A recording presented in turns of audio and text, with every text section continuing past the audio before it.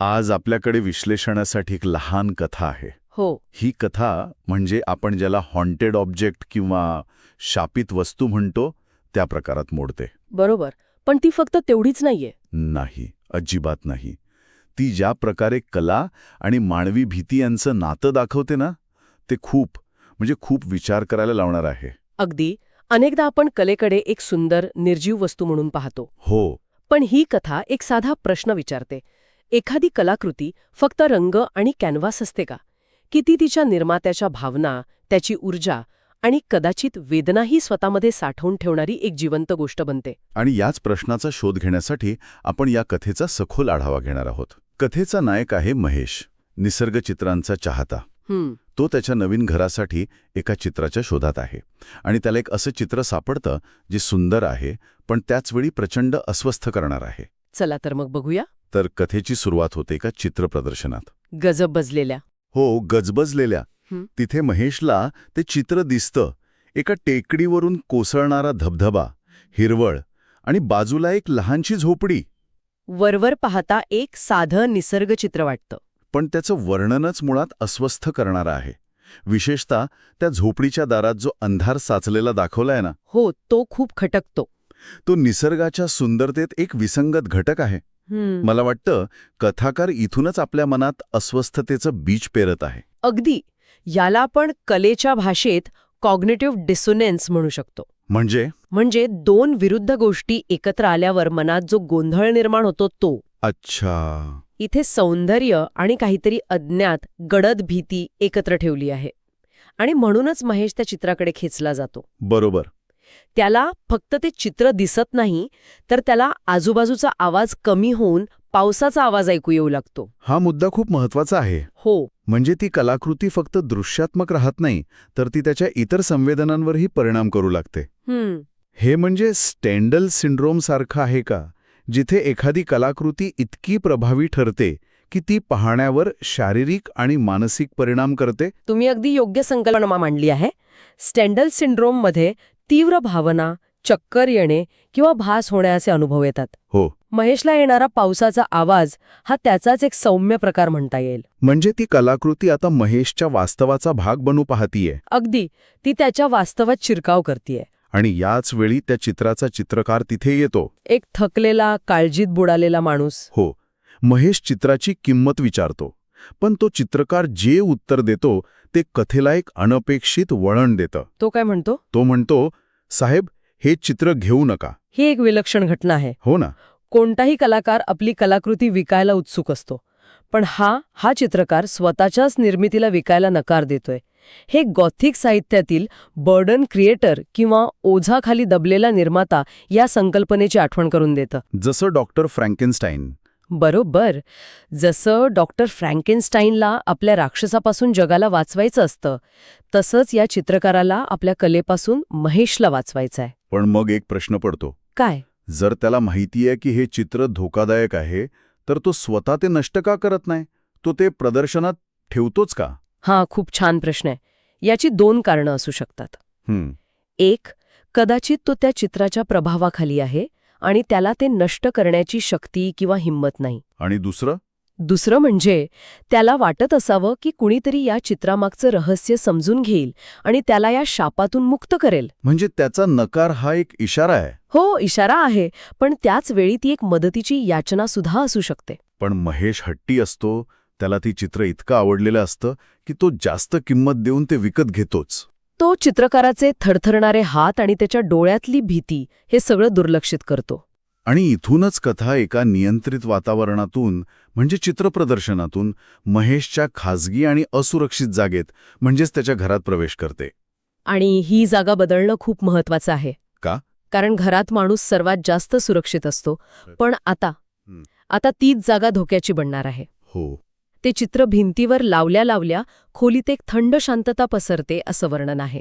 ही शांतता सुखद नाही, ती भयाळ आहे. जणू काही त्या चित्राने खोलीतली सगळी सकारात्मक ऊर्जा शोषून घेतलीये. अगदी. आणि मग महेशला विचित्र अनुभव यायला सुरुवात होते. हो.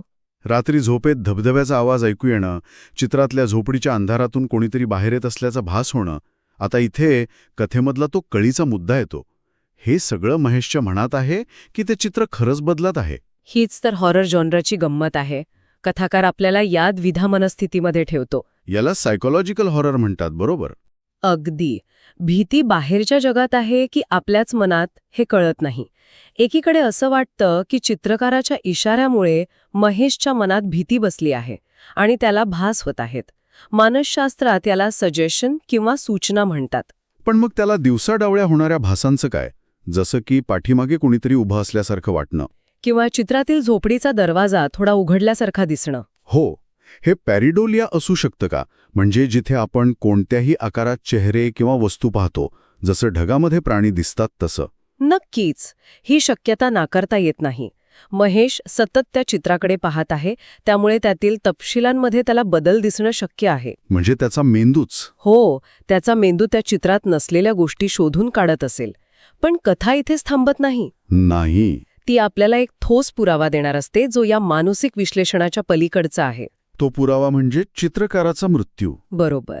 जेव्हा अस्वस्थ झालेला महेश चित्रकाराला शोधायला जातो, तेव्हा त्याला कळतं की त्याचा आदल्या रात्री झोपेतच मृत्यू झालाय. आता महेशचे प्रश्न अनुत्तरित राहतात. हो, ज्या एका व्यक्तीकडे उत्तरं होती, तीच व्यक्ती आता नाही. आणि ही कलाटणी कथेला पूर्णपणे अलौकिक पातळीवर घेऊन जाते. हो, आणि इथेच त्याला चित्रकाराचा एक तरुण विद्यार्थी भेटतो. महेश त्याला सगळी हकीकत सांगतो. त्या विद्यार्थ्याची प्रतिक्रिया खूप महत्वाची आहे. काय करतो तो? तो कोणताही तर्कवितर्क लावत नाही. तो थेट म्हणतो, मला ते चित्र पाहायचंय. अच्छा. याचा अर्थ त्याला त्या चित्राबद्दल किंवा त्याच्या गुरूच्या अशा विचित्र कलाकृतींबद्दल काहीतरी आधीपासूनच माहीत असावं. मलाही त्याच वाटलं. आणि जेव्हा तो विद्यार्थी महेशच्या घरी येऊन चित्रासमोर उभा राहतो, तेव्हा त्याचा चेहरा भीतीने पांढरा पडतो. आणि तो काय बोलतो? तो थरका त्या आवाजात फक्त एकच वाक्य बोलतो, हे चित्र आत्ताच्या आत्ता जाळून टाका. आणि काही स्पष्टीकरण? काहीही नाही. काहीही स्पष्टीकरण न देता तो निघून जातो. आता महेशसाठी हा मानसिक भास राहिलेला नाही. बरोबर. त्या विद्यार्थ्याची प्रतिक्रिया ही एक प्रकारे सेकंड ओपिनियन आहे. हो. ती महेशच्या अनुभवांवर शिक्कामोर्तब करते. आतापर्यंत जी गोष्ट महेशच्या मनात होती, ती आता वास्तवात दोन व्यक्तींनी अनुभवली आहे. आणि त्याचं काहीही न बोलता निघून जाणं हे जास्त भीतीदायक आहे. खरे, कारण कधीकधी न सांगितलेली कारणं सांगितलेल्या कारणांपेक्षा जास्त अस्वस्थ करतात. आता महेशला खात्री पटते की तो एका मोठ्या संकटात सापडला आहे. आणि मग तो निर्णय घेतो. हो, त्याच संध्याकाळी तो अंगणात ते चित्र जाळतो. ते जाळतानाचं वर्णन खूप प्रतिकात्मक आहे. कसं? कॅनव्हास जळतो, धबधब्याचं पाणी काळं होतं, पण ती झोपडी, ती मात्र शेवटपर्यंत तशीच राहते. यामागे काही विशेष अर्थ दडलाय असं वाटतं का? नक्कीच. मला वाटतं ती झोपडी आणि तिच्या दारातला अंधार हेच त्या शापाचं किंवा नकारात्मक ऊर्जेचं केंद्र आहे. अच्छा. धबधबा, हिरवळ हे सगळं वरवरचं सौंदर्य आहे, जे त्या वाईट शक्तीला लपवतं. जळताना मूळ स्वरूप बाहेर येतं. आणि ती झोपडी शेवटपर्यंत टिकून राहण्याचा प्रयत्न करते. हो, याचा अर्थ त्यातील शक्ती खूप प्रबळ आहे आणि ती सहजासहजी नष्ट होणार नाही. चित्र जळून राख होतं आणि त्या रात्री महेशला एक स्वप्न पडतं. स्वप्नात तोच चित्रकार येतो आणि त्याला सगळ्या प्रश्नांची उत्तरं देतो. तो सांगतो, हे शापित चित्र होतं. ज्या घरात गेलं तिथलं सुख नाहीसं झालं. आणि पुढे? तो म्हणतो, ज्याने ते काढायचा प्रयत्न केला त्याचा जीव गेला. हे वाक्य खूप महत्वाचं आहे. कोणतं?